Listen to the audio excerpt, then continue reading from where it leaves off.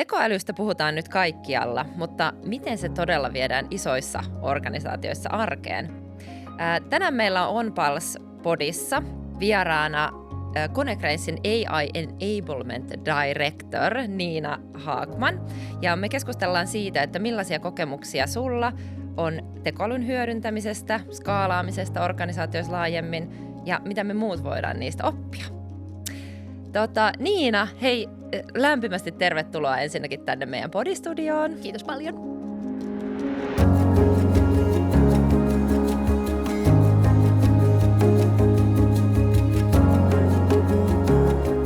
Aloitetaan ihan sillä, että kuka sä oot, mitä sä teet nyt ja mikä on sun historia tekoälyn parissa? Nyt mä olen ollut Konecranesilla reilut 3 kuukautta tässä roolissa ja tosiaan Konecranesilla tämä AI Enablement tarkoittaa sitä, että yhtiöllä on tekoälystrategia ja tämä on sitten sitä tekoälyn jalkauttamista ja siihen liittyviä toimenpiteitä, jotka on sitten erilaisia ja nimenomaan niitä mahdollistavia rakenteita, jotka mahdollistaa sitä skaalaamista. Mä oon tosiaan tullut tähän rooliin, mä oon tullut konsulttipuolelta data- ja tekoälykonsulttina, viihdyin eri rooleissa vajaa 7 vuotta ja siinä on myös tullut nähtyä erinäköisiä asiakkaita ja toimialoja ja erityyppisiä projekteja data- ja tekoälyn parista.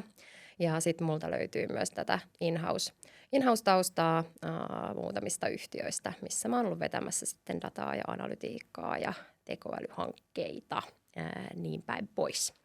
Tämä meikäläisen tausta näin lyhyesti.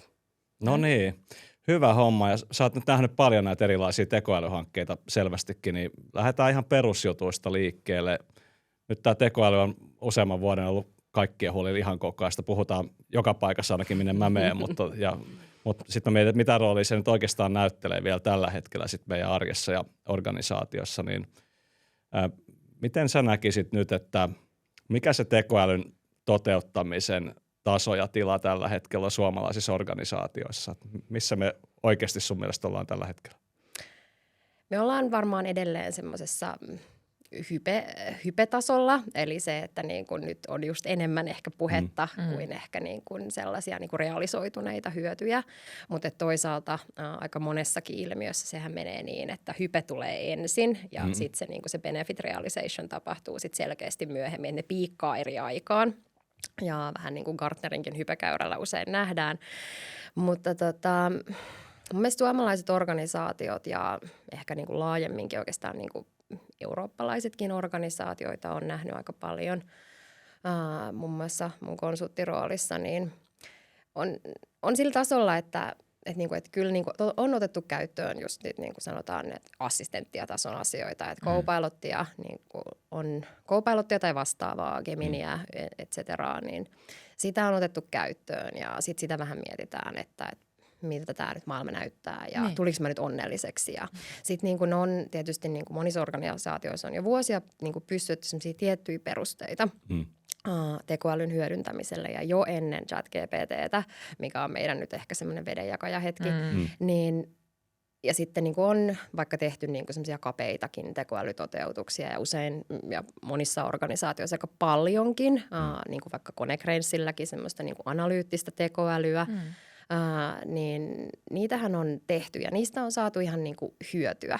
Mutta sitten jos just mietitään, että mikä tämä potentiaali on ja kuinka paljon me ollaan nyt siitä potentiaalista otettu.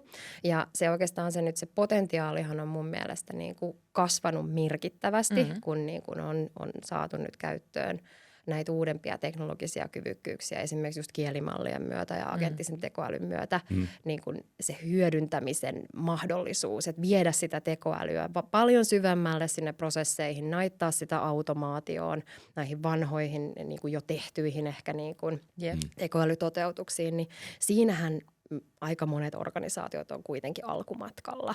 Ja toisaalta se on tosi luonnollista, koska nämä kyvykkyydet on kuitenkin suhteellisen tuoreita.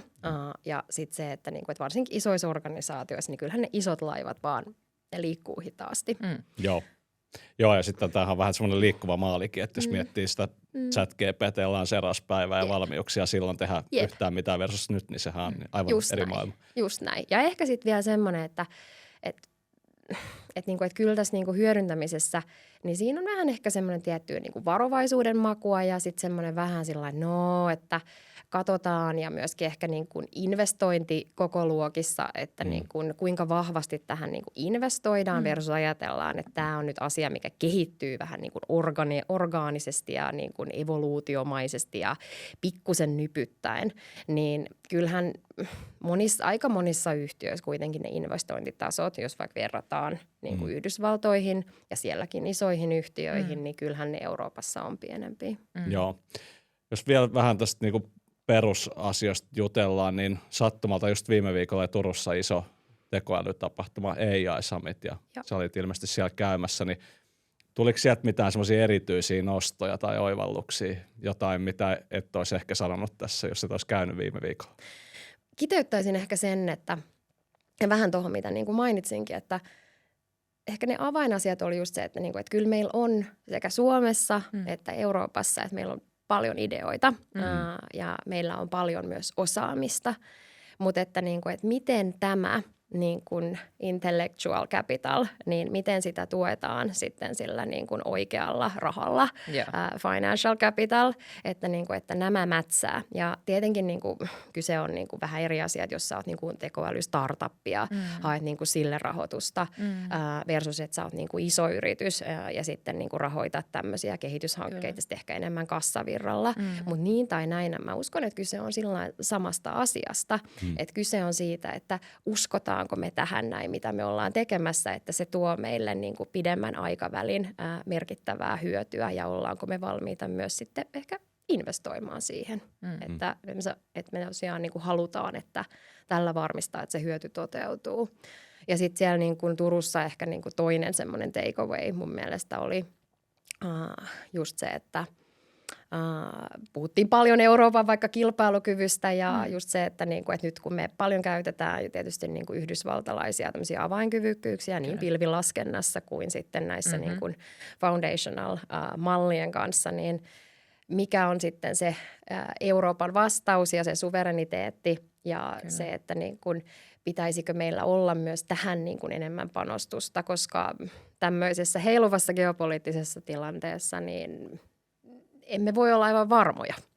Niin tietynlainen ehkä semmoinen niin kuin riskin näkökulma myöskin tähän ja sen mitigointi, niin se oli kyllä niin kuin ihan arvokas keskustelu siihen liittyen. Joo. Mahtavia nostoja muuten. Siis sen sijaan, että sä olisit tavallaan kertonut jostain, että joku teknologia, että miten se on sua vakuuttanut tai joku tietty vaikka, että sä kuulit jostain upeasta käyttötapauksesta. Ei, vaan tosi isoja teemoja. Joo, ja se oli ehkä mun mielestä sillä, että tarvitaan totta kai monia erilaisia tapahtumia ja sitten niin kuin on tosi hienoa kuulla, että nyt on tällaisia käyttötapauksia tai että nyt on tällainen niin kuin teknologinen innovaatio tullut vaikka joltain niin kuin isolta hyperscalerilta. Mutta sitten se, että myös mun mielestä tämmöisiä niin kuin isoja nostoja ja keskusteluja todella tarvitaan ja se oli erittäin hieno tapahtuma. Oliko esteet keskiössä? Musta tuntuu nimittäin vähän, että vuoden pari tässä on vaan niin kuin Euroopassa vaan selitelty, että minkä takia mitä ei tapahdu. Ja nyt se on vähän hiljentynyt se selittely, niin onko sä huomannut tätä? No siis toi on niinku hyvä kysymys. Mun mielestä just se, että helppo tässäkin on tietysti puhua, mutta että teot on sitten toinen asia. Kyllä mun mielestä on otettu nyt askelia ja sanotaan, että vaikka se, että nyt vaikka ihan perustutkimuksenkin tärkeydestä puhuttiin siellä tosi paljon. Että just se, että onko se nyt liian semmoinen product driven ja pitäisikö kuitenkin säilyttää tämä tietty tieteellinen uteliaisuus, joka sitten voi kääntyä sellaisiksi innovaatioiksi, mitä me ei vielä osata edes nyt aavistaakaan. Niin nythän esimerkiksi Suomeen on saatu kuitenkin Ellis-instituutti ja sehän on tosi hyvä askel ja sitten rahoituspuolellakin on tapahtunut asioita. Että pieniä askelia sinne ja tänne ja sitten ehkä Euroopan tasolla tietysti tekin olette varmaan lukenut just Draghin raportin ja se tietysti on paljon muutakin kuin tekoälyä, mutta että mun mielestä nyt asia otetaan riittävällä vakavuudella ja asiat liikkuu oikeaan suuntaan. Se on ehkä toinen kysymys, että liikutaanko tarpeeksi nopeasti. Hyvä. Mites sitten tekoälymatka Konecranes? Sä oot ollut muutaman kuukauden siellä vasta, mutta onko sitä jotain, mitä pystyt ja haluat jo jakaa? On varmasti, ja tosiaan niin Konecrazy tekoälymatka on onneksi alkanut jo kauan ennen minun liittymistäni Remmiin mukaan. Siellä on niin kuin tehty hyviä hommia jo tosiaan niin kuin useamman vuoden ajan, vähän niin sanotusti niin kuin rakennettu niitä Industry 4.0 perusteita, dataa, laskentakyvykkyyksiä, mutta myöskin sitten just niin kuin ennakoitavuutta. Ja tietysti nyt sitten, että ei olla niin sanotusti niin kuin vaan siellä niin kuin seisoskeltu ja rummuteltu sormia pöytään, vaan on niin kuin otettu näitä uusimpiakin kyvykkyyksiä käyttöön. Ehkä just semmoinen, mitä niin kuin me nähdään, että mitä niin kuin nyt halutaan tehdä, on just se, että kun me ollaan jo päästy tähän tilaan, mutta just niin kuin puhuttiin se iso arvopotentiaali, että mitkä olisi sit niitä asioita, mitä pitäisi vielä laittaa kuntoon, että tämä meidän niin kuin tekeminen niin kuin helpottuisi ja nopeutuisi ja niin kuin munkin roolissa on nyt vaikka just tämä enablement, mahdollistaminen, että miten mahdollistetaan organisaatioille just se, että niin kuin niistä hyvistä ideoista syntyy sitten jotain aidosti skaalautuvaa, joka hyödyttää ehkä just työntekijää, asiakasta, meidän osakkeenomistajia ja sitten isompaa yhteiskuntaa. Et se on ehkä nyt se, että missä ollaan.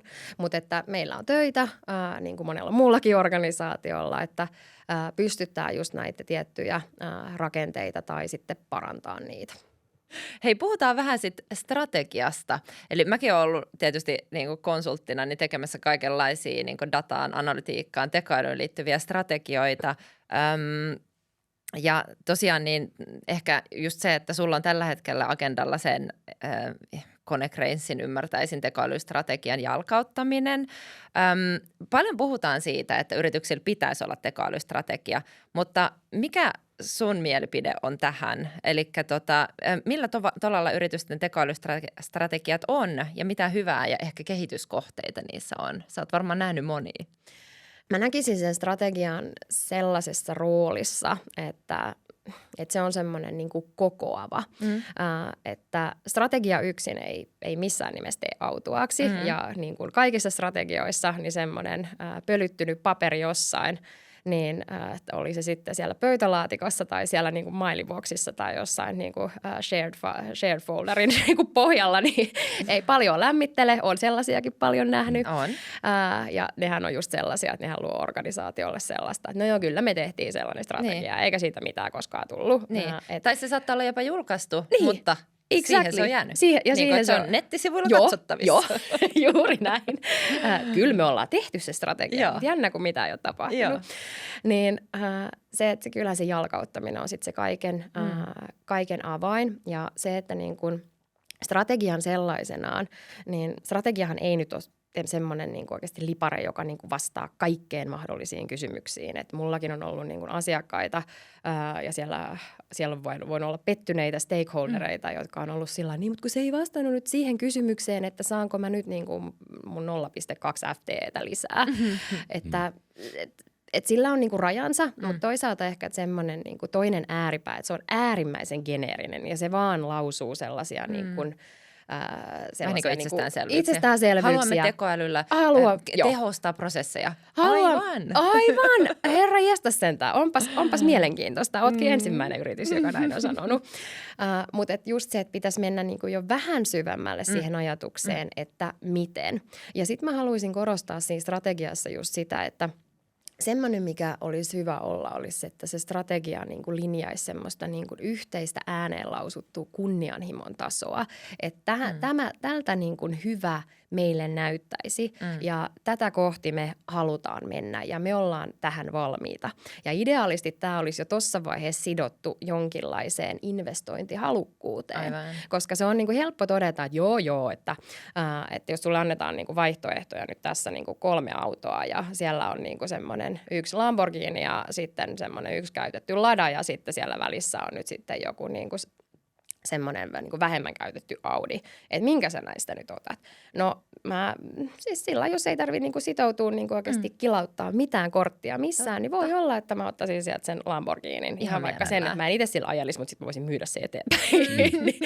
Mutta että sitten se, yleensä se vaihtoehto, niin kuin vaihtoehdoista valitseminen, niin se muuttuu erilaiseksi, että jos sä joudut niin kuin kilauttamaan jotain. Että vaikka mä haluaisinkin ehkä sen niin kuin parhaimman ja kiiltävimmän ja mitä sitä ja 10 hyvää ja 12 kaunista, mutta että okei, että ei oltu nyt sitten kuitenkaan valmiita investoimaan ehkä ihan niin paljon. Meillä on semmoinen niin kuin yhdessä sovittu riittävän hyvä ja riittävän kunnianhimoinen niin kuin tavoite, joka sitten niin kuin mätsää tähän meidän investointihalukkuuteen. Niin se on parasta, koska yleensä sitten se, että, niin kuin, että puhutaan siitä, että me mennään tonne, mutta sitten niin kuin oikeastaan mitään ei tapahdu sitten niin kuin siihen viittaavastikaan, niin kyllähän organisaatio huomaa sen ja se taas luo sellaista niin kuin epäuskoa, että no ei tästä nyt taida mitään tulla. Ja siitä jalkauttamisesta, että se on ihan supertärkeä osa, että se on aina se, mikä niin kuin aliarvioidaan ja ehkä just tämän tekoälynkin tapauksessa, niin se on se, että se jalkauttaminen ja sitten se niin kuin siihen liittyvä todellisuus, niin siinä on ehtinyt yleensä maailma jo muuttua versus se aika, milloin se strategia on tehty. Niinpä, ja kyllä. näinhän sen pitää ollakin. Ja just se, että vaikka mä sanon, että siellä strategiassa pitäisi olla niitä tiettyjä konkreettia juttuja, että eikä pelkästään niitä geneerisiä niin kuin puolilatteuksia, niin sitten se, että se jalkautuksessa joutuu vastaamaan sit tosi moneen sellaiseen kysymykseen, mitä me ei olla vaan edes osattu ottaa huomioon. Että niitä ehkä joutuu sen perusteella muuttaa. Se on just näin, että joutuu varmasti tekemään nyt semmoisia niin uudelleen reitityksiä ja uudelleen allokointeja ja repriorisointeja. Että se on sitten sitä arkea. Mutta just siinä jalkautuksessa, että siinäkin olisi ne tasot, että kuka omistaa jalkautuksesta mitäkin. Koska se, että joku voi nimellisesti omistaa sen strategian jalkautuksen, mutta sitten siinä just, että mitä siihen ylimpään tasoon liittyy. Et esimerkiksi just tämä, että vaikka että joku C-level omistaa sitten sen, tai sitten niin kuin hänen alaisuudessaan oleva yksikkö, niin kuin meillä esimerkiksi on tilanne, mutta sitten just se, että jalkautuksessa niin liiketoimintojenhan pitää kuitenkin omistaa se arvontuotto. Niin. He joka tapauksessa omistaa kaiken muunkin arvontuoton, niin se, että ei tekoäly ole missään nimessä niin kuin erillinen siitä, että se kuuluu siihen heidän portfolioonsa, mutta että sitten just se, että nämä mahdollistavat kyvykkyydet on tietysti se, että nähdään esimerkiksi niin kuin läpi liiketoimintojen, että nähdään esimerkiksi niitä linkityksiä, että tarvitaan tällaista, jotta me voidaan nopeuttaa tätä ja tai että meillä on niin kuin toisessa liiketoimintayksikössä vaikka keissi, joka voisi todella hyödyttää jotain toistakin liiketoimintayksikköä, tai että niin kuin vähän kaikkien läpileikkaa jokin yhteinen toive, johon niin kuin yksikään ei sitten ehkä halua investoida yksin, niin tämähän on sitten taas semmoinen just tämmöiset transversaalit keissit, joista voi tarttua kiinni sitten ehkä niin kuin keskitetymmässä yksikössä. Mutta aika monta tasoa on siinä, että ja just se, että se olisi niin kuin tosi tärkeää kanssa niin kuin organisaatioissa sit huomioida, että kuka minkin tason omistaa ja miten se sitten se yhteispeli toimii. Niin.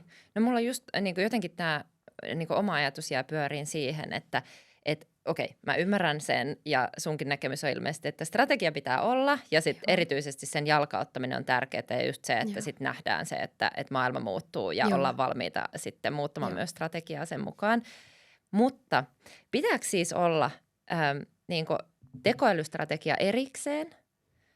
Ja pitääkö se olla liiketoimintakohtainen, eli jos on erilaisia liiketoimintoja, pitääkö se olla vaan tavallaan osana sitä liiketoimintastrategiaa, niin kuin jonkun liiketoiminta-alueen niin kuin kohdalla, tai sitten kokonaisuutena niin kuin organisaation strategiasta. Että miten tämä niin kuin kannattaisi palastella, että, koska totta kai niin kuin me tiedetään, just säkin puhuit siitä, että on olemassa digistrategia ja IT-strategiaa ja on datastrategiaa ja analytiikkastrategiaakin ja muuta, mutta periaatteessa kuitenkin tekoäly nyt erityisesti erityisesti ilmiönä ja just se, että miten se on nyt tulossa laajasti ja miten sitä jalkautetaan, niin senhän pitäisi niin kuin liiketoiminnalle erityisesti pystyä tuomaan kaikenlaisia hyötyjä, mistä puhuttiin. Että miten sitä kannattaisi lähestyä, jos sä niin kuin antaisit jonkun vinkin ehkä organisaatiolle, jossa ei ole vielä olemassa tekoälystrategiaa niin kuin mihinkään linkitettynä oikein.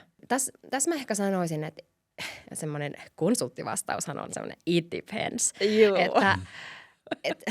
Että yleisesti strategia, varmaan semmoinen niin kuin yleisvastaus voisi olla semmoinen, että yleensähän sen kannattaisi olla yhtiötasoinen, mutta jälleen kerran palataan siihen, että liiketoiminta sit omistaa sen heidän oman niin kuin, vaikka tekoälyportfolionsa ja siihen liittyvät niin kuin, arvonluontikyvykkyydet. Ja sitten siellä niin kuin, yhtiötasoisesti ehkä jossain keskuskeittiössä voidaan omistaa sitten semmoisia mahdollistavia kyvykkyyksiä, kuten vaikka koulutukset tai data-alustat tai niin kuin, tekoälyarkkitehtuurit ja guidelineit ja tämmöiset. Yes. No, mutta sitten kuitenkin voi olla tilanteita, että siis vaikka liiketoiminta-alueet on tosi erilaisia, että siellä voi olla joko niin kuin esimerkiksi globaalisti tai sitten se, että siellä voi olla vaikka niin kuin täydellisen erilainen regulaatio, joka niin kuin tosi paljon vaikuttaa siihen, että miten vaikka jotain dataa pitää käsitellä, minkälainen on meidän niin kuin semmoinen risk appetite, siihen liittyvät niin kuin governance-rakenteet, niin sehän voi vaikuttaa siihen, että, niin kuin, että joskus tämmöisille kannattaa jopa tehdä omansa. Ja. Tai sitten se, että isossa konsernissa voi olla vaikka niin kuin B2C-liiketoimintaa ja B2B-liiketoimintaa. Ja voi olla semmoinenkin tilanne, että niitä kuitenkin palvelee pitkälti samanlaiset rakenteet. Mutta sitten voi olla niitäkin tilanteita, että esimerkiksi konsernin eri osat, niin kuin varmaan olette nähnytkin, että voi olla maturiteetiltaan tosi erilaisia. Että periaatteessa ne myös tarvitsee erilaisia asioita, että joku hyötyisi enemmän niin kuin keskitetystä mallista ja joku on taas todella sillain jo siinä vauhdissa, että no itse asiassa semmoinen tosi hajautettu ja kaikki palikat on ja että niinku, että tämmöinen niinku hajautettu malli, että älkää nyt vaan keskuskeittiöstä tuu sekaamaan. Mitä te olette? Olette sitten tavannut tällaisia asiakkaita? Joo, todellakin, että niinku se maturiteetti just, että kuitenkin tosi monet asiat, kun puhutaan tekoälystä, niin lähtee sieltä datasta, niin jo ihan datan suhteen on hyvin niin kuin eri tasoilla. Ja just sitä, että toiset liiketoimintayksiköt on esimerkiksi just jo tehnyt tosi paljon ja hyödyntää laajasti niin kuin moderneja teknologioita ja pystyy esimerkiksi niin kuin visualisoimaan dataa ja saamaan siitä sitten taas niin kuin liiketoiminnalle paljon insightia ja näin. Ja sitten toiset on silleen, että niin, mutta varmuuden vuoksi niin me ei ollenkaan saada käyttää esimerkiksi PowerPaytä. Että ei todellakaan siis saa käyttää. Hirveä. Niin joo, että koska siis siellä on kuitenkin henkilödataa mukana, se tavallaan, että mutta eihän se siellä näkyisi. No, mutta siltikin, että kun se on tavallaan linkissä sinne, niin ei missään nimessä. Että tavallaan niin kuin, näitä on, niin kuin, mulle tulee ainakin koko ajan vastaan tämän tyyppisiä organisaatioita. Että just se maturiteettitaso on niin eri, että sit toi on niin kuin tosi hyvä pointti sulta. Että silloin tarvitaan ehkä niin kuin omat linjaukset ja tavoitteet ja roadmapit. Ja hirveän pistemäisiä on ideat monissa paikoissa edelleen, että se on yksi juttu jossain ja sitten se saatetaan tehdä ja sitten voi olla, että sen jälkeen taas se hanke vähän niin kuin unohtuu. Niin ja sitten ollaan vähän, että no eihän tämä nyt ollutkaan niin mullistavaa. Ei kun se justiinsa. Että ehkä just semmoinen, mitä mä oon niinku huomannut, että ja tekoälystrategiat ei missään nimessä ole täydellisiä ja implementointihan ratkaisee ja implementointi on se, mitä puhuttiin, niin sehän on se nyt se vaikea kakkupala tässä. Mutta just se, että sit se toisaalta just se, niinku se todella pistemäinen eteneminen ja sitten se, että niinku nähdään se, että niinku samat pyörät keksitään uudestaan niinku kvatsiljona kertaa, niin se ei kyllä ole sitten organisaation niukkien resurssien ihan optimointia, vaikka siihen optimointiin nyt sitten totta kai ehkä just strategian ja tämmöisien yhteisten ohjeistusten myötä niin liittyykin sitten ehkä tietynlaista kankeutta versus semmoinen niin kuin äärivapaus, että mulla on nyt kaikki vapausasteet. Ja toi on nyt, just kun vaikka mainitsit tuosta, että erilaisia approacheja tarvitaan ja sitten tietyt organisaatiot ja yksi mun aiempi asiakas niin oli vaikka sellainen, että siellä tehtiin semmoinen, tämä oli aikaa data- ja digistrategia, niin siellä tehtiin semmoinen linjaus, että niinku, että nyt tehdään niinku heidän niinku kuluttajaliiketoimintayksikkö edellä käytännössä koko seuraavat 18 kuukautta. Että yritysliiketoiminta tehdään aivan bare minimum ja sitten vasta palataan asiaan, koska datatilanne on niin paljon parempi just siellä kuluttajaliiketoiminnassa ja sitten se, että se mahdollistaa sen arvonluonnin plus, että se tuo sitten esimerkiksi 75% yhtiön revenuesta, niin siellä on niinku nyt tärkeää, että siellä otetaan nyt ne ensiaskeleet ja sitten myöhemmin palataan tähän yritysliiketoiminnan tarpeisiin ja koska valitettavasti vaan siitä niin kuin niukkuudesta voidaan ammentaa vain tietyn määrän. Et ihan näitä strategiatyön perusteita, että pitää myös niin kuin, osata sanoa ei joillekin asioille, jotta sä pystyt sanoa yes toisille. Ja tämä on kyllä se yksi isoimpia asioita, että mitä toivoisit, että näkisi ihan todella paljon, että se on just se, että niin kun luvataan kaikkea kaikille, että kyllä se valitettavasti yleensä jossain on aina se resurssikapeikko ja siihen tyrmätään auttamatta ja vaikka ollaan kuin tekoälyn ja automaation aikakaudella, niin se kapeikko on edelleen jossain. Se on voinut ehkä vähän siirtyä, mutta että siellä se on ja sitten just se, että se on niin kuin pakko priorisoida. Ja tässä tekoälyn tapauksessa, että en tiedä, mitä itse aattelette tai näette, mutta että kyllä mä oon nähnyt hyvin paljon sitä, että joo, se on meille tärkeää ja me ollaan tehty tämä tekoälystrategia ja meillä on nyt jopa tämä niin kuin jalkautusohjelmakin menossa, mutta samaan aikaan meillä on kyllä päällä nämä 10 muutakin niin kuin strategista hanketta, jotka itse asiassa kaikki vaativat todella paljon resurssointia niiltä tietyiltä organisaation avainhenkilöiltä ja loppuviimein, koska heidän aikansa ei yllättävästi ole kuitenkaan lisääntynyt, niin sitten ollaan siinä tilanteessa, että siis kaikki nämä hankkeet etenee äärimmäisen hitaasti ja mietitään, että mikä tässä nyt on, että tämänhän piti olla näin ja ton ja piti eihän tuoda tämäkään ole kuin vain tällä lailla. Joo. Että ei ole iso juttu, mutta kaikki ne yhteensä. Mutta just se, että ja ymmärrän, että niin kun strategiset hankkeet ja ne on käynnistetty ja Sappi 4 HANA programmit, niin sitä junaa ei voi pysäyttää, mutta että on yllättävän paljon hankkeita, mitä kuitenkaan, eivät kuitenkaan ole ehkä prioriteetissaan niin kuin sillä tärkeydellä, mutta ei niitäkään voida depriorisoida, ei missään nimessä voida parkittaa. Joo, just näin. Samaa mieltä tästä siis priorisoinnista organisaation sisällä, että mun mielestä teknologian nimet tulee ja menee ja hankkeet, mutta jotenkin ainahan tämä palaa siihen, että se pitää sieltä ylimmästä johdosta tulla oikeasti sen tahtotila, että mitä me nyt tehdään, koska muutenhan me palataan just tähän sun kuvaamaan ongelmaa, mutta mua kiinnostaisi tarttua ehkä myös siihen itse tekoälyn toteuttamiseen, mitä tuossa vähän sivusitkin äsken, että nyt siinäkin mun mielestä on ihan mielenkiintoinen se haaste nyt edessä, että meillä on niin monta erilaista tekoälyvälinettä, mitä ihmiset voi käyttää ja sitten meillä on viestejä, että voi olla kansalaiskehittäjä low-codea, että kuka vaan voi tehdä tekoälyä ja sitten meillä voi olla vaikuttavuudeltaan tosi isoja kompleksisia hankkeita, mitkä vaatii paljon enemmän, niin ja sitten on näitä erilaisia assistentteja, mitkä myös mainitsit, joiden kanssa me voidaan jutella kuka vaan osaamatta oikeastaan hirveästi mitään, niin miten sä lähestyisit tätä nyt sitten, miten ylipäänsä tuo liiketoiminnassa tekoälyideoita voi ottaa käyttöön ja samaan aikaan sitten varmaan jokaisella on erilainen ajatus siitäkin, että miten ne pitäisi tehdä? No tämä on varmaan just niitä niin kuin, 1000 taalan ja 1 000 000 euron kysymyksiä. Sillain varmaan nyt aika monessa organisaatiossa, että on niin kuin otettu näitä tiettyjä niin kuin assistenttikyvykkyyksiä käyttöön ja tietenkin nekin vaihtelee ja sitten ihmiset käyttää niin kuin julkisia AI-työkaluja ja tietysti siinä aina sitten on ohjeistettava, että no älä nyt sitten laita sitä niitä yhtiön yhtiön niin kuin kaikista salaisimpia piirustuksia tai sitten niin kuin oikeasti henkilödataa tai sitten näitä meidän niin kuin vaikka taloustietoja ja organisaation nimiä ja että julkista dataa voisi käsitellä, nekin usein unohtuu. Yksi kerran ei vaan estää pääsy kaikkialle, Joo, niin sitten ollaan turvassa. Se on tietenkin yksi vaihtoehto, mutta tietysti just ehkä se, että no näistäkin saa tietysti paljon hyvää, että plus että just se, että koko ajan just nämä niin kuin julkityökalutkin niin kuin kehittyy niin kauheat vauhtia ja sitten yleensä tämmöiset kyvykkyydet tulee niin kuin rajallisesti perässä sitten vaikka semmoisiin yhtiön virallisiin business-applikaatioihin, niin sitten se on vähän kanssa se, että no, että kuitenkin me haluttaisiin varmaan, että ihmiset innovoisi ja ymmärtäisi, mikä olisi mahdollista, jotta me voidaan sitten vaatia asioita. Niin ja oppisi käyttää niitä uudenlaisia työvälineitä, jotka sitten oikeasti voi luoda paljon tehokkuutta siihen ihan päivittäiseen. Just näin. Joo. Ja sitten niinku, ja toisaalta kääntää sitten tällaiset niinku hyvät kokemukset sit vaikka vaatimukseksi niille olemassa oleville vendoreille, koska sä olet tuomassa tällaisen kyvykkyyden tähän näin.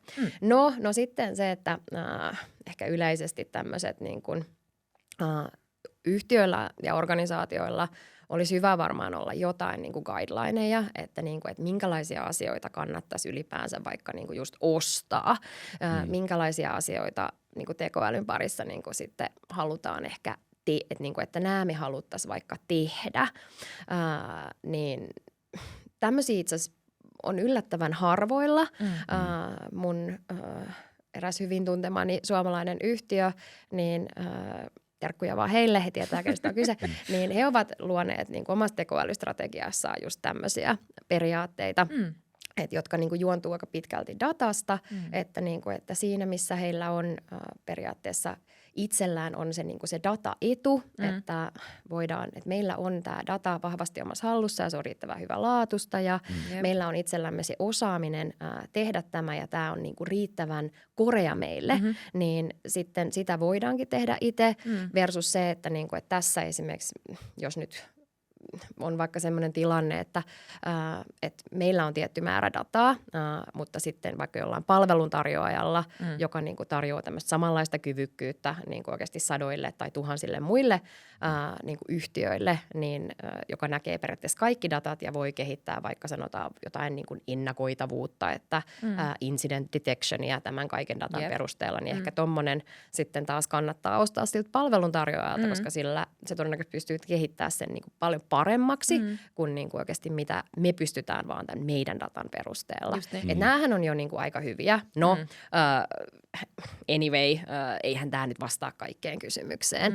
Ja just se, että no mitä nyt sitten vaikka business tekee, että nyt meillä tulee näihin niin kuin assistenttityökaluihin, Copilottiin tai sitten niin kuin Googlen vastaaviin, niin tulee ja on tullut jo niin kuin vaikka paljon agentteja ja nyt niin kuin SAPiin tulee agentteja ja Salesforceen tulee agentteja ja nyt me voitaisiin jo niin kuin ihan bisneksenäkin niin kuin näitä laittaa tietyllä tavalla vaikka stäkätä. Tai sitten just, että meillä voisi olla vaikka jotain tämmöisiä low-code, no-code-työkaluita, NA ja kuinka paljon me nyt uskalletaan tällainen operoida. Niin. Mutta tämä on oikeastaan just se dilemma. Niin. Nyt haluatko sä ostaa Microsoftin Copilotin vai SAPin jonkun avustajan vai Salesforcein avustajan, kaikilla on varmaan joku hinta. Pitäisikö ostaa joku SaaS-appi, mikä tekee vaan vaikka jonkun ostolaskujen tunnistamisen eikä mitään muuta.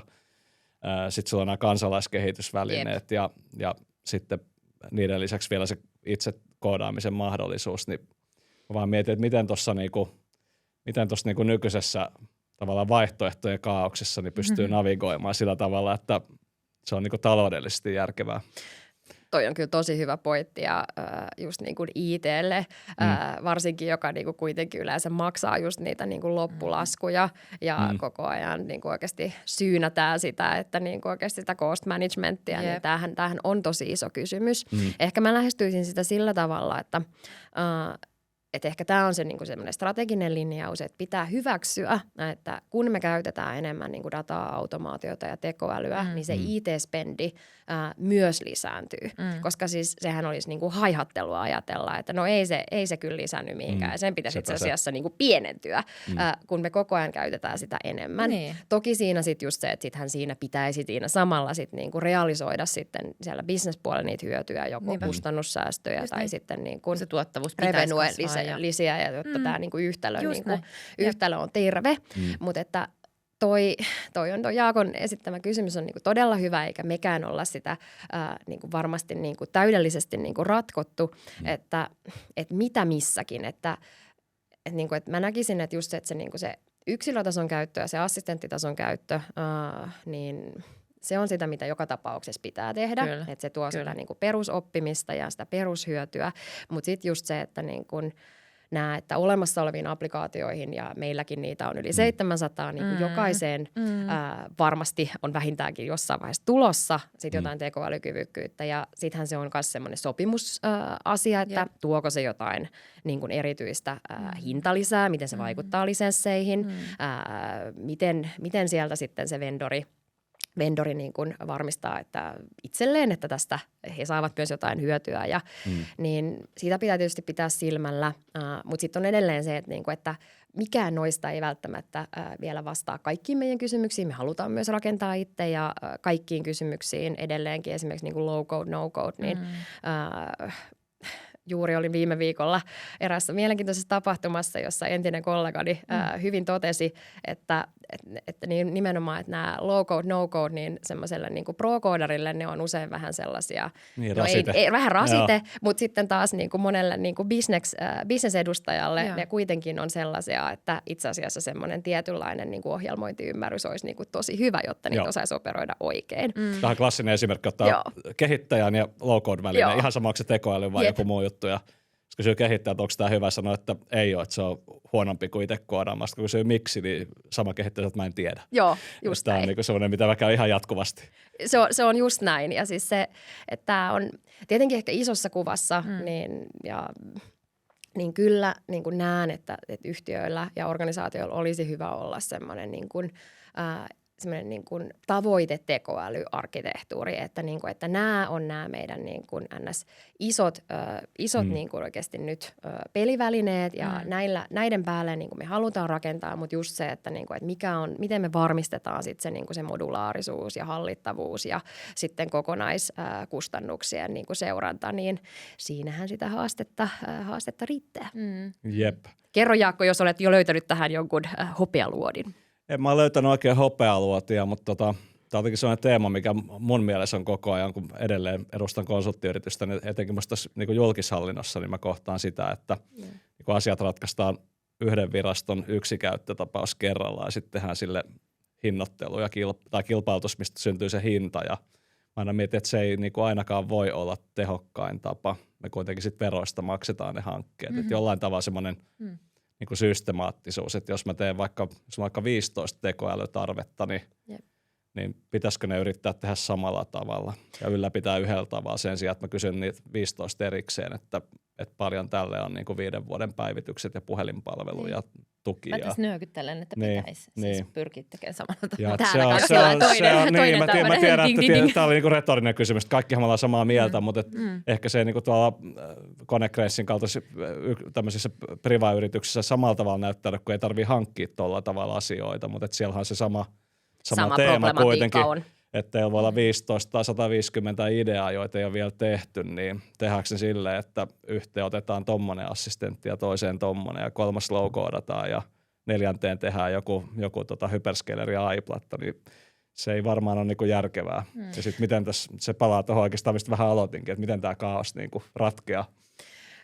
Tämä on ehkä just se, että niinku, voidaan taas palata siihen niinku strategiaan ja tiettyihin niinku rakenteisiin, että mitkä on niitä niinku isoja asioita, mistä olisi niinku vähintään hyvä olla tietoisia. Että just siellä liiketoiminta-alueella, että heillä on heidän niinku omat niinku liiketoimintaprioriteetit ja siihen liittyvät niinku arvovirrat, mutta sitten tietysti samoja kyvykkyyksiä ja samoja asioita temaattisesti vähintään voi olla jossain toisessakin yksikössä. Ja sitten just se, että jos meillä ei ole minkäänlaista niinku, semmoista niinku läpinäkyvyyttä näihin, niin kyllähän se ihan varmasti johtaa siihen, että sitten niinku, asioita tehdään niinku monella tavalla ja sitten niinku just niinku tehdään tehdään päällekkäistä ja Niin. tehdään niin kuin oikeasti niin kuin, semmoinen, että se pyörä on keksitty ja myös maksettu monta kertaa uudestaan. Kyllä. Ja yhdellä mun entisellä asiakkaalla on vaikka ollut semmoinen tilanne, että siellä on niin kuin yhdestä ja samasta datasta, tietyistä dokumenttilähteistä, niin siellä on vaikka tehty niin kuin 3 lähes samaa knowledge basea, jossa se sama tieto on sitten niin kuin indeksoitu niin kuin 3 kertaa ja sitten sitä käytetään more or less the same lopputulemaan, mutta kukin vähän eri tavalla, että onko sinne nyt sitten rakennettu jotain niin kuin metadata enrichmentteja tai ei ole ja niin sillä että but why? Että että olisi varmaan ollut niin kuin järkevää, että tässä olisi niin kuin oikeasti tartuttu, että hei, että voidaanko me niin kuin tässä niin kuin lähteä hyödyntämään ja rakentaa vaikka ton päälle ja puuttuuko sieltä jotain olennaista, jotta me saataisiin siitä vielä parempi kaikille. Tuosta käyttämistä mua kiinnostaa vielä kysyä, että kumpi sun mielestä teillä on nyt isompi ongelma? Onko se, että kaikki ihmiset ihan holtittomasti niin kuin hinkuu ja käyttelee kaikkia mahdollisia tekoälyjä vai se, että ihmisiä pitää pakottaa käyttää tekoälyä, että ne ymmärtäisi mikä se on, niin kummassa, ootteko te jommassa ääripäässä? No mä sanoisin, että ei varmaan ääripäässä, että iso yritys ja 16 000 henkeä ja tietysti meillä niin kuin sitten toimistotyöntekijöitä siitä noin puolet, jos muistan oikein, niin kyllähän siihen mahtuu aika monenlaista roolia ja sitten niin kuin luonnetta ja osaamista myöskin. Et siellä on niitä, jotka varmasti tosi mielellään tekisi enemmän ja haluaisi niin kuin ottaa niin kuin pää kolmantena jalkana käyttöön ja kaikenlaisia kyvykkyyksiä, mitkä nyt taas sitten ei ole ehkä ihan mahdollisia. Jossain pienemmässä yhtiössä ne varmasti olisikin. Et niin kuin se on eri asia just se, että onko sulla niin kuin tällainen niin kuin monen tuhannen globaali versus sillain joku niin kuin oikeasti 15 hengen startuppi, niin ei ole ihan samoja sääntöjä. Ja sitten siellä on, niinku, ja sitten on henkilöitä, jotka on just siellä ehkä toisessa päässä. Että, ja tiedetään, ja me just tehtiin semmoinen niinku iso niinku semmoinen IT-study, mutta kysyttiin siellä AIstakin. Ja kyllä me huomattiin, että siellä on henkilöitä, jotka ei oikeastaan käytä tekoälyä vielä juuri yhtään. Ja toki aina voi ajatella, että no kuuluuko se sitten työnkuvaan ja niin päin pois. Mutta tässä nimenomaan sitten, että ja sieltä vielä joskin siivottaisiin vaikka niin kuin meidän niin kuin sanotaan vaikka valmistuksen tai huollonkin henkilöt pois, niin kyllä siellä silti on henkilöitä, että ei vielä käytä. Ja sehän on just sitä, että meidän pitäisi rakentaa semmoisia rakenteita, että niin kuin, tuetaan näitä erilaisia tarpeita. Että niitä, jotka niin kuin oikeasti ei vielä käytä, että okei, miten rohkaistaan, miten niin kuin sanotaan, että tätä kaikkea voisit saada. Ja miten saadaan just hoksaamaan se. Niin, just se hoksauttaminen ja se hyödyn ymmärtäminen, ehkä myös pelon poistaminen ja sitten toisaalta sitten taas se, että sitten se toinen, että, niinku, että okei, miten me mahdollistetaan sitä, että sieltä niinku nämä ideat voisit niinku kehittyä ja lähteä jalostumaan. Semmoinen, mikä iso asia tekoälyn hyödyntämisessä, mikä on varsinkin isojen yhtiöiden pullonkaula, on yleensä se, että ideoita on, mutta ideat on ehkä vähän semmoisia shallow, että ne on sellainen chatbotti. Tai sitten niin kuin, aikanaan, että mihin käyttäisit dataa, no minä haluaisin sen raportin. Olisiko se raportti. Mutta sitten just se, että okei, mitä muuta se voisi olla. Että entä jos tässä niinku jokin isompi asia muuttuisi ja sitten siitä, että niinku, et sen niinku, tämän jalostusprosessin tukeminen ja sitten tässä tullaan just siihen, että okei, että tätä on jo ehkä tehty muualla tällä tavalla ja voisiko uusio käyttää ja tähänhän usein on aika vähän resursseja ja sitten sanotaan, että monessakin yhtiöissä se on sitten sillä, että no meillä nyt on näitä IT-resursseja tai ehkä jopa niin kuin data scientisteja ja sekin on jo tosi hyvä tilanne, mutta että sitten kuitenkin, että tähän jalostusprosessiinhan just kaivattaisiin erityisesti tänä päivänä sitä, että mikä on sitten se prosessin näkökulma, mitä siellä liiketoiminnassa tapahtuu, että miten tämä voisi muuttua vielä isommaksi, että sen pitäisi niin kuin törmäyttää nämä kaikki ja tämä on nyt sit sitä tietysti, että mitä me halutaan ja tämä on se, joka niin kuin mahdollistaisi meille liikkumisen ja monelle muullekin liikkumisen sinne niin kuin, lähemmäs sitä, että miten me saadaan sitä tekoälyä enemmän prosesseihin, mutta tuossa usein on tosi vähän resursseja. Olette sitten huomannut samaa? No siis nimenomaan, mä itse asiassa just kun sä aloit tätä vähän niin kuin avaamaan, niin halusin nappaa siitä kiinni just, että prosessien ehkä niin kuin uudelleen ajattelu kokonaan sen sijaan, että tuodaan se tekoäly tai automaatio niin kuin johonkin vaan niin kuin pieneen osaan sitä prosessia, niin on varmaan sellainen niin kuin isompi systeeminen muutos, että mikä pitäisi saada viedä läpi. organisaatioissa, jotta siitä tekoälystä saataisiin se niin kuin oikea potentiaali käyttöön. Ja siis kyllähän niin kuin se, mitä itse näkee, on just näitä tämmöisiä niin kuin aika just pistemäisiä, että automatisoidaan tai tuodaan se älykkyys osaksi jotain tiettyä pientä niin kuin palasta jossain isommassa end-to-end-prosessissa. Ja mä en ainakaan tiedä, että miten, tai just toi, että sä sanoit, että aika vähän on resursseja käytössä, mutta että onko teillä esimerkiksi, tai onko sulla mitään kokemuksia siitä, että miten sitä NS-prosessien kokonaan uudelleen ajattelua voisi niin kuin fasilitoida ja viedä. Mä jotenkin koen, että se olisi siellä kuitenkin, koska se on organisaation core-prosessi, se on kuitenkin niin kuin hyvin syvällä siellä niin kuin tavallaan liiketoiminnassa, että niin kuin miten sitä pystyisi lähteä, miten sitä pitäisi lähteä jotenkin raivaamaan, koska mä luulen, että tämä on myös sellainen juttu, mitä monesti ei esimerkiksi liiketoiminnassa osata vielä ajatella edes, että meidän pitäisi lähteä niin kuin tätä jotenkin ihan kokonaan uudelleen niin kuin kattoon, niin kuin peilaten niihin tekoälyn niin kuin mahdollisuuksiin, jotenkin näin. Että se on niin kuin vaikea. On se vaikea tilanne, että ja kysehän ei ole helposta harjoituksesta. Niin. Ja että niin kuin mitä isompi ja etabloituneempi yhtiö, niin sitten ja vielä sitten usein on sellaisia prosesseja esimerkiksi niin kuin meillä, että että ne leikkaa sitten läpi liiketoiminta-alueiden, että ne ei ole edes niin kuin liiketoimintayksikkökohtaisia, vaan ne on esimerkiksi domain-kohtaisia, että haluttaisiin, että meillä esimerkiksi niin kuin vaikka jotain material deliveryä tehtäisiin tietyllä tavalla, tai että meillä vaikka niin kuin meidän niin kuin huollon prosessi toimii näin. Ja sittenhän siinäkin on usein se tilanne, että no sehän ei koskaan itse asiassa ole aivan näin, tämmöinen niin kuin mustavalkoinen, että on se NS se virallinen prosessi ja sitten kuitenkin saattaa olla NS sit se oikea liiketoiminnan taso, joka on vähän semmoinen niin kuin deviaatio tästä. Mutta että miten tätä nyt sitten voisi lähestyä? Semmoinen, mä oon monien mun asiakkaiden kanssa ja monen muun organisaation kanssa puhunut, että onko se just se, että onko se nyt sitten semmoinen, niin kuin, että nyt niin kuin kaikki prosessikehitys jäihin ja nyt niin kuin lähdetään miettimään kaikki alusta. Että nyt kun meillä on nämä kyvykkyydet ja automaatiot ja agentit ja moniagentit ja orkestraatiot ja mitä sitä versus, että onko tämä nyt semmoinen evoluutio. Tosiasiahan nyt varmaan on, että suurimmassa osassa organisaatioita se on enemmän sitä evoluutiota, että valitaan esimerkiksi jotain tiettyjä niin kuin alueita, että liittyen just niihin, mitkä on taas linkityksessä sit siihen arvontuottoon ja niihin avainmittareihin yritykselle, että okei, täällä meillä on selkeästi niin kuin puutetta tai täällä me nähdään, että meillä on iso mahdollisuus.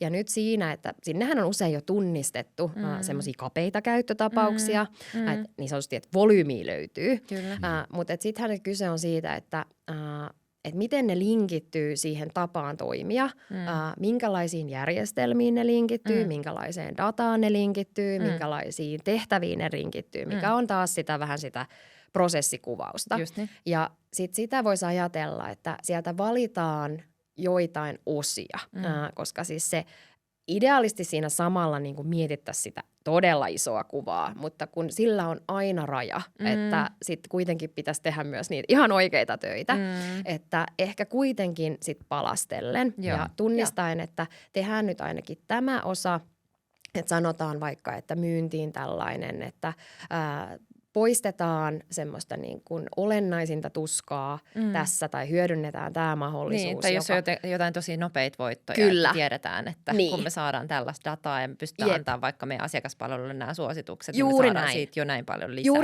rahaa. Juuri tämä. Ja sitten esimerkiksi tuossa asiakaspalvelukeississä vaikka se, että okei, sittenhän se tulee muuttaa asiakaspalvelun roolia, että jos me pystytään sieltä automatisoimaan se niin kuin se pirustöyhkä, joka on vaikka x10%, ja sitten he voi käyttää enemmän aikaa niihin niin kuin vaativiin tapauksiin. Tai vaikka niin kuin, jos olisi nyt kyse jostain teleoperaattorista, niin sitten se, että sittenhän sitä asiakaspalvelua voi kääntää myynnilliseen suuntaan. Nimenomaan. Raikas kaupallisuus, siitähän me kaikki tykkäämme. Ja kun se tähän dataan pohjautuen, niin siinä on taas niin kuin isoja Asiakaskokemus ja kaikki nämä. Että se on meilläkin niin kuin nyt se, että tämä on, koska mekin Konecraneskin on liikkunut jo riittävän pitkälle, että meillä on assistentteja käytössä ja vaikka kaikki eivät vielä edes käytä, niin kuitenkin se, että varmaan jossain määrin tulevat sitten käyttämään. Meillä on just niitä kapeita käyttötapauksia ja meillä on jo semmoisia niin kuin hienoja aloituksia, jossa niin kuin ollaan tulossa vähän jo semmoisella niin kuin prosessin näkökulmalla, mutta että tietenkin se iso mahdollisuushan on vielä hyödyntämättä, mutta että se vaatii työtä ja se pitää aloittaa. Ja mä niin kuin näkisin semmoisena ehkä hyvänä ohjenuorana, että sieltä niin kuin liiketoiminta-alueista tai sitten jostain avaindomaineista, niin kerrytetään sitä niin kuin ymmärrystä, jaettua ymmärrystä heidän kanssaan, koska jälleen kerran liiketoimintahan omistaa myös ne prosessit. Kyllä. Pitkälti. Toki IT voi omistaa jonkun IT-palveluprosessin, mutta noin suurin piirtein niin se, että sieltä niin kuin yhteistyössä, että mitkä on siellä niin kuin niitä arvonluonnin mahdollisuuksia, sinne niin kuin kerryttää volyymiä, kerryttää sitä niin kuin yhteisymmärrystä siitä, että okei, näitä kapeita, niin näitä yhdistää nämä asiat ja nämä niin kuin linkittyy nyt tähän osaan tätä prosessia ja täällä nyt avautuu sitten tällaisia mahdollisuuksia tehdä asioita enemmän ja paremmin ja sitten niin kuin kyllä lähtisin niin kuin kokeilemaan. Ja senkin on pakko olla sillain iteratiivista, että en usko, että niin kuin täydellistä tulee, tai harvoin tulee täydellistä ensimmäisellä kerralla. Itse en ole kyllä varmaan kertaakaan sellaisessa onnistunut, että iteroiden. Niin. Joo, yksi mielenkiintoinen tähän prosessien muuttumiseen liittyvä homma. Mä en tiedä, onko sä havainnut sitä tämmöiset, musta tulee niin kuin melkein kokonaisia varjoprosesseja, että meillä on, voi olla joku vanha tai ei välttämättä vanha, mutta olemassa oleva iso monimutkainen organisaatio, nykyiset järjestelmät, tavat tehdä ja ne ei vaan niin kuin nyt taivu tähän muutokseen, niin sitten siellä alkaa niin kuin ympärillä huseeraa nämä low-koodaajat tai ihan oikeatkin kehittäjät ja sitten pitää melkein ottaa se niin kuin data pois, laittaa se vaan jonnekin Teamsiin tai Azureen ja ruveta niin kuin tekoälyllä käpistelemään ja sitten tavallaan se uusi prosessi niin kuin syntyy siihen järjestelmän viereen. En mä nyt väitä, etteikö sellaista voisi tapahtua, mutta että kyllä mä sanoisin, että totta kai tapahtuu, ja mä väitän, että sille on niinku pitkä perinne, koska se, että sulla on vaikka niinku joku niinku dataplatformi ja sulla on siellä hieno tietovarasto ja sitten sulla on tehty Power BI, sitten dasareita sinne päälle niinku vinopinoja. Sitten ihmiset on kuitenkin sitä mieltä, että ei me olla yhtään dataohjautuvia ja data on ihan huonoa ja ei se ole käytettävissä ja että mä teen mun omat jutut, koska nämä raportit, niin siellä ei ole just ne oikeat asiat, mitä mä tarviin. Ja sitten se, että mä en ole ihan varma näyttääkö ne luvut ihan oikealta. Että minäpä nyt marssin tonne SAPiin ja minä marssin nyt sinne CRM:ään ja mä otan sieltä nämä mun omat pikku Excelini ja sitten mä vähän niin kuin muussaan niitä ja rakentelen omat kivat pikkukilkkeet ja PowerPoint-preset tähän päälle. Ja tämä on se totuus. Ja tämä varjoorganisaatiohan on ollut olemassa niin kuin maansivu. Että nyt tähän on tullut vaan tämmöisiä vähän uudempia kyvykkyyksiä vielä lisää. No, mutta siis tästä datasta, niin mä haluaisin sen näkemyksen sulta. Tosi usein puhutaan siitä, tai kun puhutaan siitä, että halutaan lähteä kokeilemaan tekoälyä tai näin, ja sitten tulee puhe, että okei, no mutta meidän data. No kun meidän data, että kun se ei ole kunnossa, niin ei me voida vielä tehdä mitään. Mitä sä oot mieltä tästä? Syvä huokaus. Nyt mä otan semmoisen konsulttivastauksen. Well, it depends.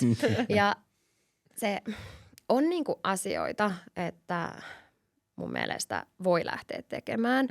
Ja mä niin kuin vanhassa elämässäni kävin aika paljonkin keskusteluita esimerkiksi siitä, että no joo, että se data ei ole kyllä niinku riittävän hyvää. Me nähdään täältä raportiltakin, että ei, ja tässä on kato tuommoista ja tämmöistä.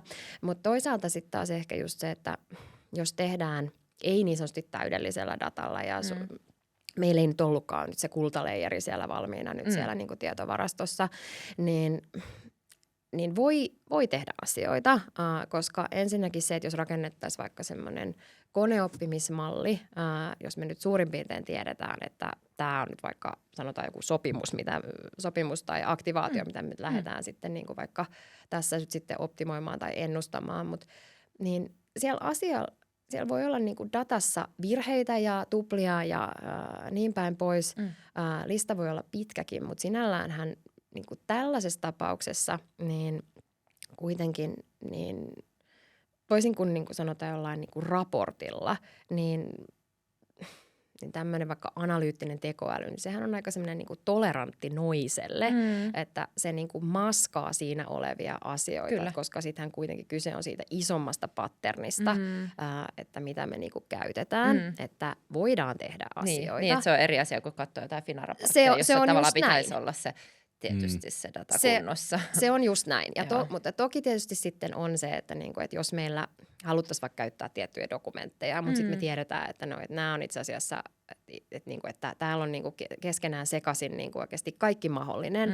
Että se, mikä on uusi ja niinku validi ja sitten oikeasti niinku semmoinen outdated, mutta ei timestampattu.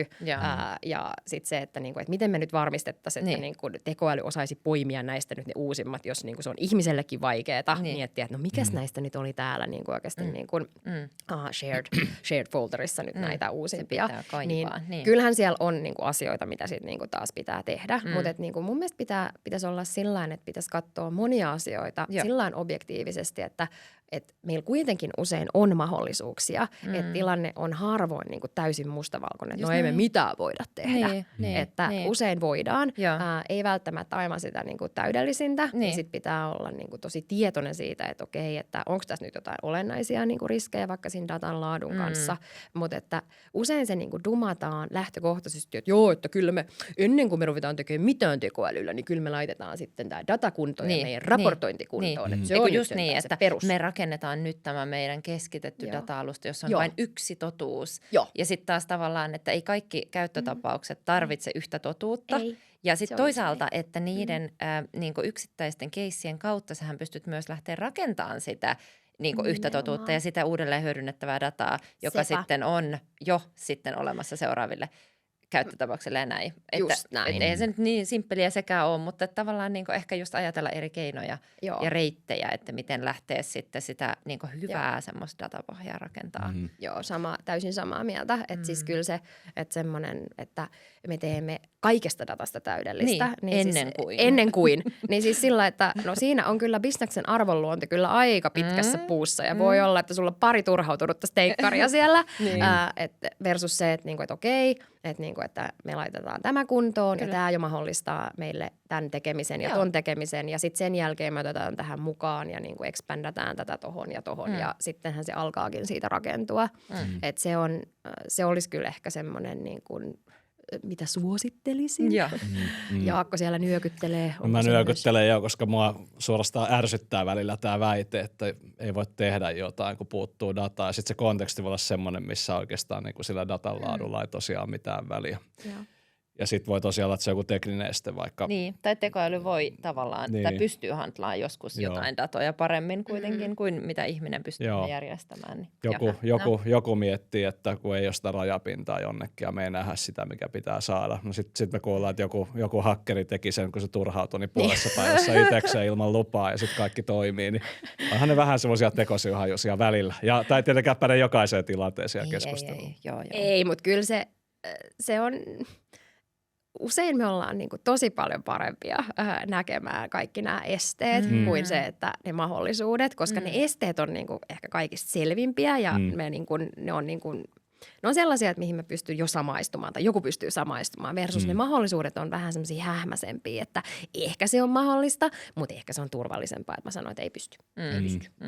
Että mä nyt vaan huonolta näytän. Niin ja kyllä ne yleensä sitten kun huomaa, että joku asia toimii, niin sitten tulee se halukkuus saada se datakunta. Se data voi olla vaikka joku dokumenttiarkisto, vaikka voimassa olevat sopimukset pitää nähdä, mutta vanhentuneita ei. Ja kyllä. Ei nyt kyllä kukaan lähde lajittelemaan ennen kuin se use case, joka tarvii sen tiedä. Ei, se on kyllä Niin.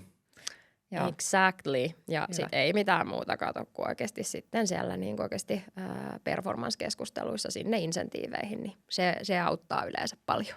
Jep.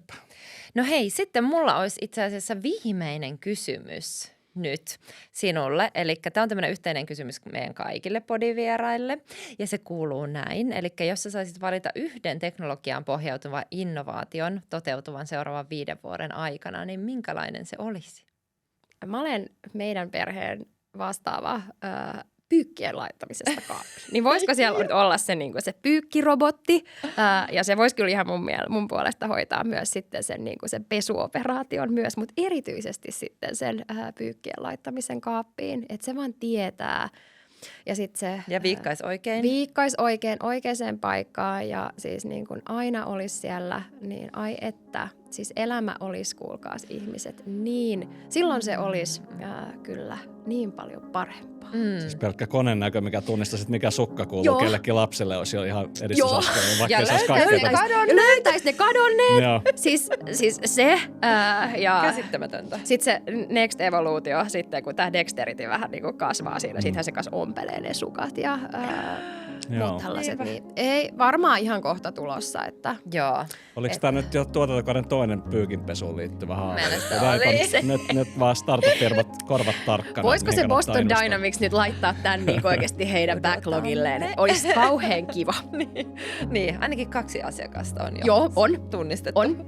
Ja siis niin kun, juuri tällainen, niin kun mä uskon, että sit kun tommonen löytyy, niin sit sillä firmalla on se product market fit on kyllä aivan täydellinen. Mä itkisin, jos mulla olisi tommonen ja tommonen veitäisi pois, niin mä itkisin. Makso mitä makso. Makso mitä makso. Kyllä mä maksan tosta aika paljon. Noniin. Täällä on ostava asiakas. Hei, tähän on ihan mahtavaa päättää tämä meidän podijakso. Kiitos kovasti Niina, kun olit täällä. Kiitos. Hei, ihanaa. Kiitos paljon keskustelusta.